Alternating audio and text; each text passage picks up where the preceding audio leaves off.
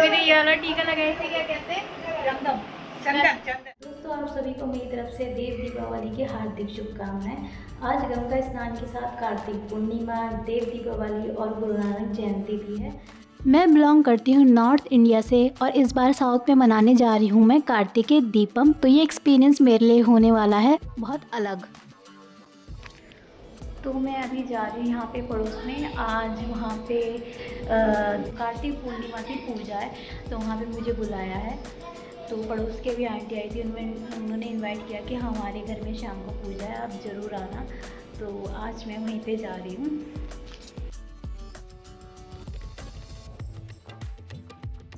तो काफ़ी लेट हो चुका है, घर को लॉक करके मैं निकलती हूँ।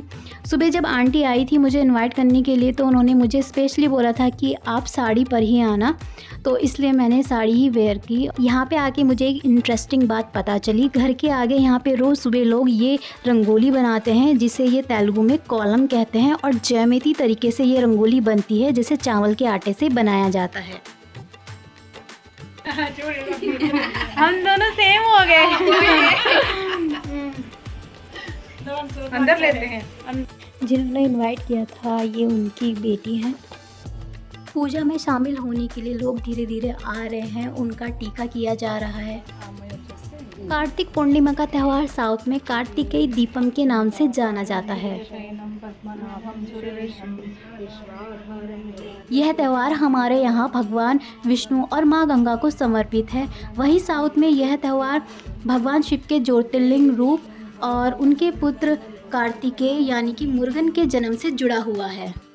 हाँ, एक और अनोखी बात, नॉर्थ में चंदन का टीका हम माथे पर लगाते हैं, लेकिन यहाँ पर मुझे और बाकी स्त्रियों को गालों पर चंदन का टीका लगाया गया। यहाँ पे मुझे इस बात का एक्सपीरियंस हुआ, चाहे नॉर्थ हो साउथ हो, भावनाएं एक ही हैं। दीपों की रोशनी से घर को शुद्ध करने की ये प्रथा है, बस मनाने का ढंग थोड़ा अलग अलग है। मैंने आंटी से पूछा हमारे यहाँ कार्तिक में गंगा स्नान का बहुत महत्व है, तो उन्होंने बताया हमारे यहाँ कार्तिक मास में सुबह उठ के दीप जलाना ही सबसे बड़ी पूजा है। 3 परिक्रमा पूर्ण करने के बाद आंटी जी ये प्रसाद सामने जो खड़ी हैं दीदी जी उनको देंगी। वह ये प्रसाद अपने पल्लू पर ग्रहण करेगी। यह प्रसाद जो होता है वो जो भी नवविवाहित होते हैं उनको सबसे पहले दिया जाता है।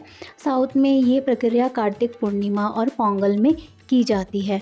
और सुबह मुझे आंटी जी ने जो कहा था कि आप साड़ी पर ही आना, तो तब मुझे इस बात का पता चला कि उन्होंने मुझे साड़ी पर ही आने के लिए क्यों कहा, क्योंकि जो वो प्रसाद था मुझे अपने पल्लू पर ही ग्रहण करना था।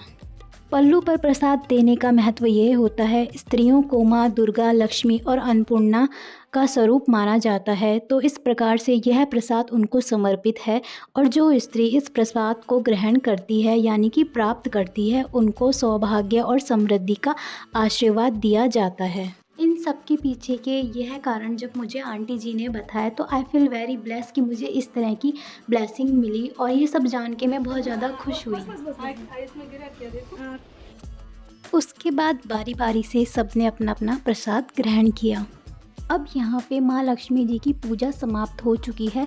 माना जाता है कार्तिक पूर्णिमा के दिन माँ लक्ष्मी पृथ्वी पर भ्रमण करती है, तो इसलिए उनकी पूजा की जाती है और फिर उसके बाद चंद्र भगवान को अर्घ्य दिया जाता है। मैंने ये वाला टीका लगाया था, क्या कहते हैं, चंदन। चंदन चंदन। नहीं, ये टीके क्यों लगाते हैं यहाँ पे? चंदन ऐसा लगाते हैं, सुहागन लोग को ऐसा लगाए। अच्छा, वो लगाने से सुहागन। ले भी लिया। सब ले लेती हूँ। आपका स्पेशल गिफ्ट है, ये देखो, ये देखो, साड़ी ले लेती हूँ। आपका स्पेशल गिफ्ट अच्छा लगा ना? अच्छा लगा? अच्छा लगा।